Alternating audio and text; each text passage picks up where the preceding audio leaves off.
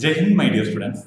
We are moving to the third video lesson from the chapter Nature and Significance of Management. I hope you are learning all the things very well. Any doubts, you can comment in my YouTube channel. I will clear your doubts. Don't forget to watch this video.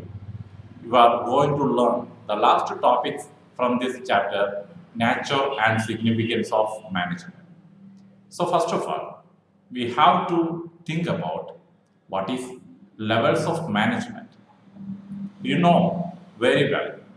Now you are studying in school. There are different levels of authority. Different levels of authority from the top level to the bottom level of an organization. Maybe there is a managing trustee or manager.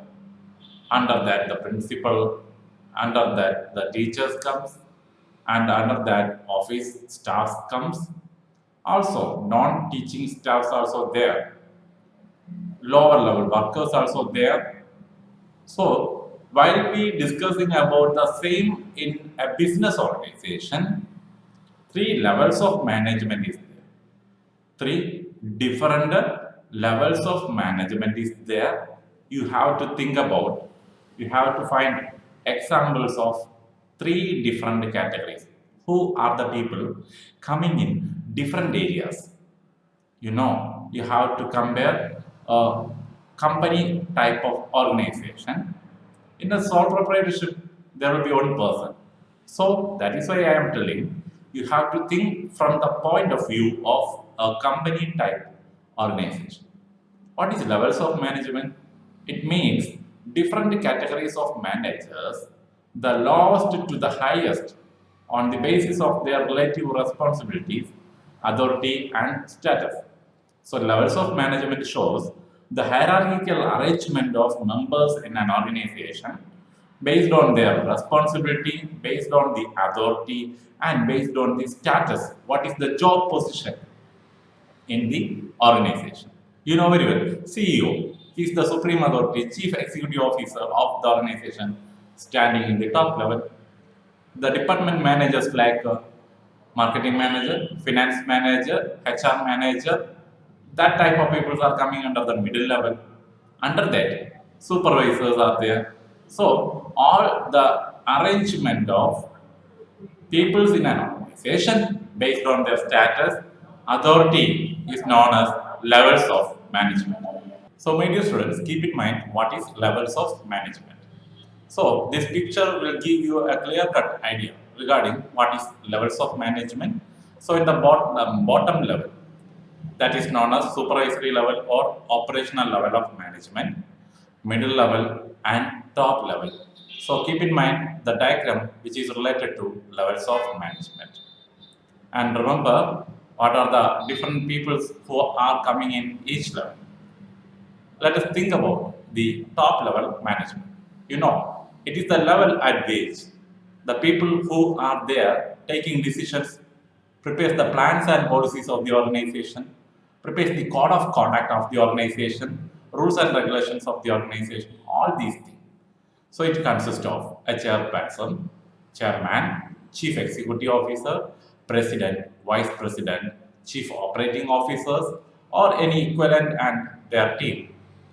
Chief task of these type of peoples is to integrate and to coordinate the various activities of the business, framing policies, formulating the organizational goals at the top level.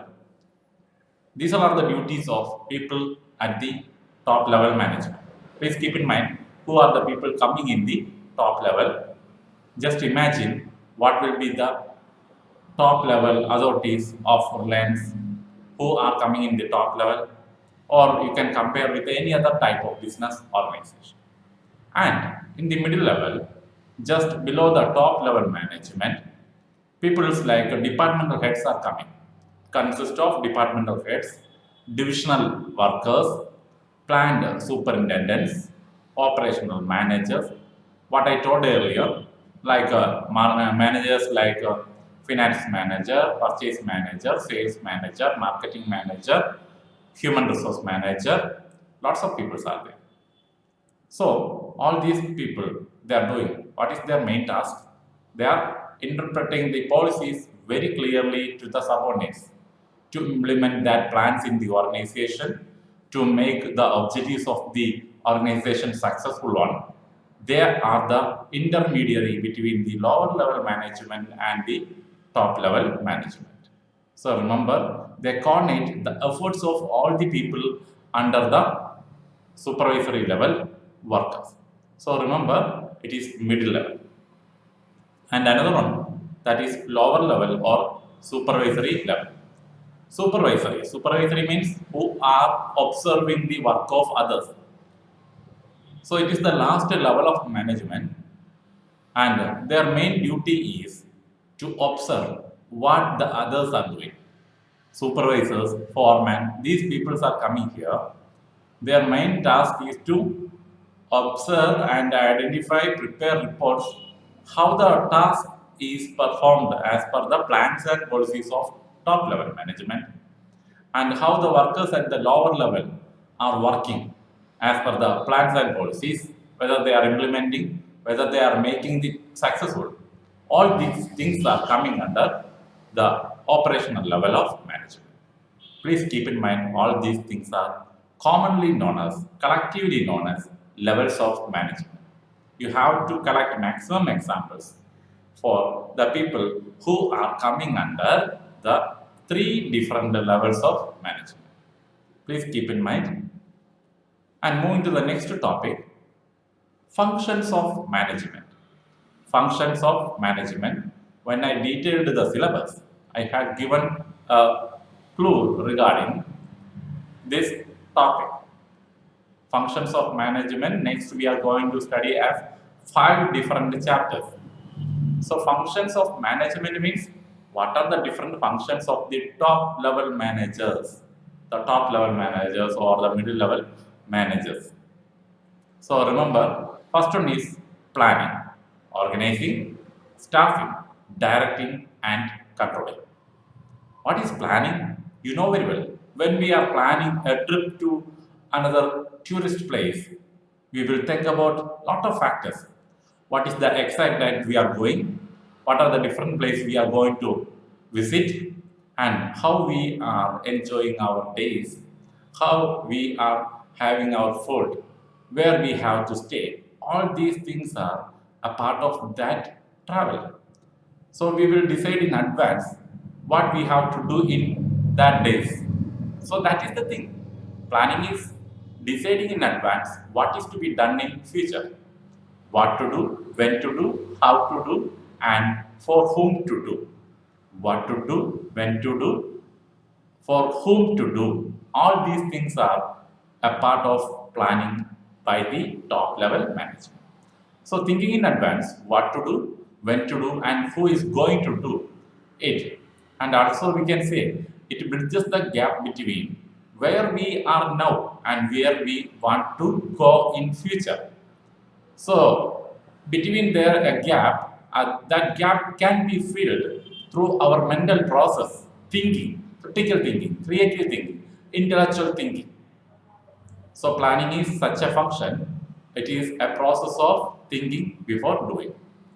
And next one is organizing. You know, there are a lot of elements in an organization, resources in an organization, human resources, material resources, financial resources are the three main categories of resources.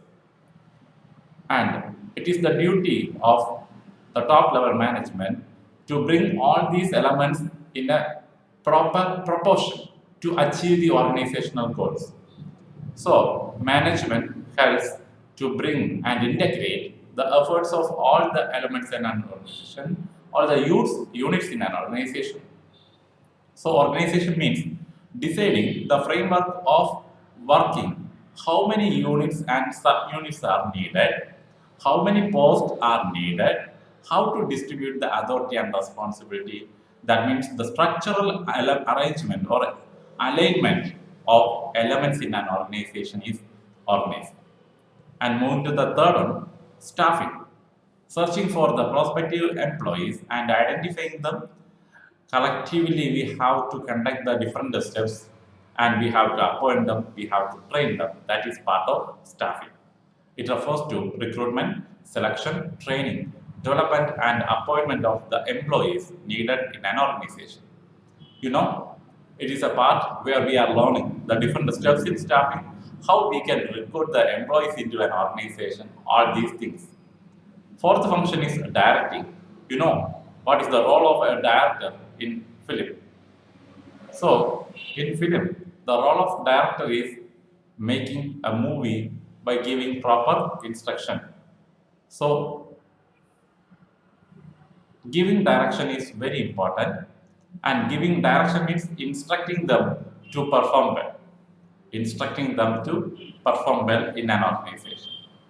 So, they are giving the guidelines how to do in the right path, in the right way. It refers to guiding, instructing, inspiring, and motivating the employees to achieve the organizational objectives. And another function is controlling. Controlling is another important element. You have to remember what is. So controlling is also very much needed for the better running of a business firm. What is controlling? You know, there will be a lot of activities undertaken by the workers in an organization, monitoring their performance and correcting their negative actions, bringing them into positive way for the achievement of organizational objectives. So controlling is yet another function of management that helps by monitoring the performance of all the elements in an organization and controlling the negative ways of deviations to bring the better performance. So remember, these are the 5 important functions of management.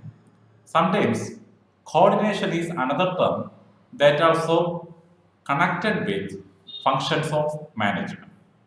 We have to learn what is coordination. Coordination, you know very well.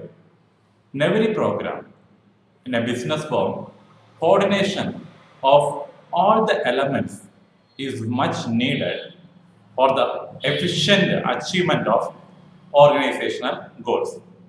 Coordination means what? Integrating together. Integrating together all the elements in an organization. It helps in achieving the organizational goals well in advance through the integration of all the efforts of all resources in an organization. So, what is coordination? It is the force which synchronizes, linking together, mixing together all the functions of management and activities of different departments.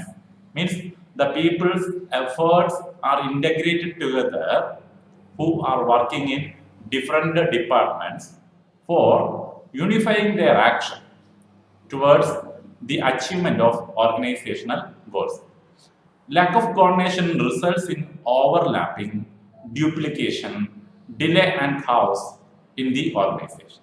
So in order to avoid these type of limitations like overlapping, duplication, coordination of all the activities are needed. So it is not a separate function of management. We can say it is an essence of management. So keep in mind a meaning for the term coordination. And another one is importance of coordination. Some important points are there we have to discuss. Then we can complete this chapter. First one is coordination integrates group effort. You know, we have discussed coordination helps for integrating the effort of all the departments. So we can say coordination integrates group effort. Group effort means there will be a lot of workers in different departments, in production department, marketing department, HR department, finance department. Their efforts are joined together through coordination. And another one is important, coordination ensures unity of action. You know the importance of unity of action in an organization. Only through the support of coordination we can bring a unity in between the workers, in between the departments in an organization. It directs the activities of different departments and employees towards the goal achievement. And third point which indicates the importance, coordination, it is a continuous process. Why? Because every time, every moment, it is much needed in all the departments in between the workers in an organization. So it is a continuous, never-ending process. Another one is coordination is all pervasive function. We have discussed what is the meaning of all pervasive. You know, coordination is needed at all levels of management, maybe at the top level, at the middle level, at the lower level. In every organization all around the world, it is very important for unifying the action of all the elements in an organization. Another important point is coordination is the responsibility of all managers. You know, managers are the team leaders who guide the followers to work well. So, management is a less point if coordination is not there. If you have to work properly, coordination is very much needed. If you want to achieve something, coordination is much needed. We can't achieve anything in an isolated mode. We have to work together with cooperative environment to work at the maybe from the top to the bottom. So it is equally important to all the three top level, middle level, and lower level of management. It is the responsibility of all managers that they make effort to establish coordination in between workers in an organization. That is another point. And moving to the next one, coordination is the deliberate function. Deliberate in the sense, we can say it is a conscious effort taken by the top level or all the workers in an organization, conscious effort taken by the managers in an organization, and it is ultimately aimed at bringing cooperation between the workers, employees in an organization. So effective coordination cannot be achieved without cooperation. So deliberate function, coordination as a deliberate function, it helps to bring a cooperation, an effective cooperation between the workers in an organization. So remember all these points. Keep in mind, these are all the important points shows the coordination is much essential for the successful completion of all the activities in an organization. So thank you for your patient listening. In this chapter, we have learned what is management, what are the different characteristics of management, objectives of management, management as a science, management as an art, management as a profession, and today, what are the different levels of management and what are the different functions of management and how coordination is much essential for the successful running of an organization. Thank you for watching the entire video. Don't forget to share this video with your friends and kindly wait for my next video from the next chapter, Principles of Management. So thank you. Bye. Have a great day.